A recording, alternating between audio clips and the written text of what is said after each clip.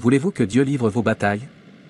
Avez-vous perdu toutes les batailles que vous engagez avec l'ennemi à travers des prières? L'ennemi vous a-t-il dit qu'il allait vous tuer?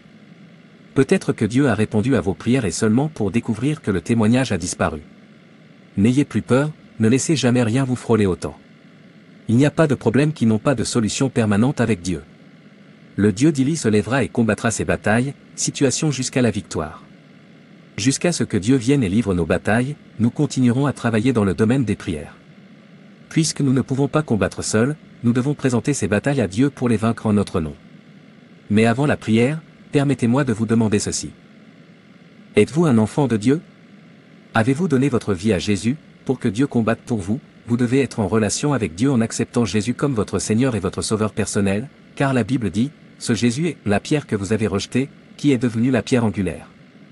Le salut n'existe en personne d'autre, car il n'y a sous le ciel aucun autre nom donné aux hommes par lequel nous devons être sauvés, Actes 4 versets 11 à 12. Jésus reste le seul chemin pour atteindre Dieu, Jésus est notre avenir, Jésus est notre Sauveur. Car Dieu a tant aimé le monde qu'il a donné son Fils unique, afin que quiconque croit en lui ne périsse pas mais qu'il ait la vie éternelle. Jean 3 verset 16. Vous voyez que vous ne pouvez pas émouvoir Dieu sans Jésus, alors donnez-lui votre vie, et si vous l'avez déjà fait, mais que vous vivez toujours dans le péché, amendez vos voies. Nous n'avons plus le temps de continuer à vivre dans le péché. Les signes sont partout, la seconde venue de Jésus est proche. S'il vous plaît, préparons-nous à rencontrer notre Sauveur. Maintenant, prions cette prière Fight for Me. Ô Seigneur mon Dieu, mon Père éternel, merci d'être mon aide toujours présente dans les moments difficiles. Aide-moi à faire confiance à ce qui est invisible. Rappelle-moi la vérité de ton pouvoir, que tu m'entoures et que tu te bats pour moi.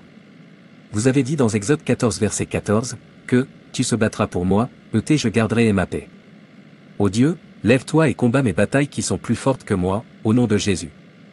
Ô Dieu, lève-toi et protège-moi des attaques mystérieuses, au nom de Jésus. Toutes les batailles à long terme de ma vie céderont la place à ma victoire exceptionnelle, au nom de Jésus.